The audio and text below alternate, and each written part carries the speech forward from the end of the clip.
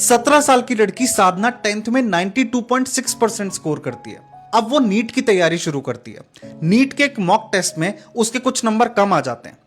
इस बात से उसके पिता, जो खुद एक स्कूल में प्रिंसिपल हैं, इतना ज्यादा गुस्से में आ जाते हैं कि वो साधना को पीटना शुरू कर देते हैं और वो उसे तब तक पीटते हैं जब तक साधना की जान नहीं चली जाती। साधना चिल्लाती रहती है कि मुझे एक मौका और दे दो, मैं अगले टेस्ट में अच्छे मार्क्स ले आऊंगी, पर उसके पिता उसकी एक नहीं सुनते। साधना केवल एक 17 साल की लड़की थी जो डॉक्टर बनना चाहती थी।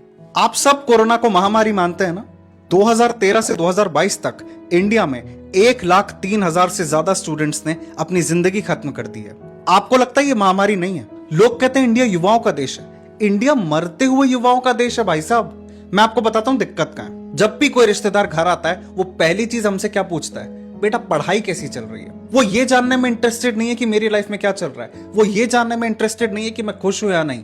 वो केवल ये जानना चाहते हैं कि मेरी पढ़ाई कैसी चल रही है, और वो भी सिर्फ इसलिए क्योंकि वो ये जानना चाहते हैं कि कहीं मैं उनके बच्चे से ज्यादा तो नहीं पढ़ रहा। माँ बाप फीस भर के फ्री हो जाते हैं कि हमने पैसा लगा दिया, अब तो 90% आके रहेंगे। ये कोई आईपीएल थोड़े ना है कि आपने पैसा लगा दिया अब रिजल्ट आ जाएगा। कुछ बच्चे करते हैं पढ़ने में मक्कारी, और कुछ ऐसे होते हैं जिन्हें सारे सब्जेक्ट्स आते हैं, वो सारे सब्जेक्ट में अच्छे होते हैं। और कुछ ऐसे होते हैं जिन्हें ये पता होता है कि उनसे नहीं हो पाएगा, और दुनिया से और आपसे ये सहन नहीं हो पाएगा कि वो हर सब्जेक्ट में अच्छे क्यों नहीं है। एक बच्चा स्कूल में, कोचिंग में, कॉलेज में अलग अलग तरीके के रिलेशन सीखता है।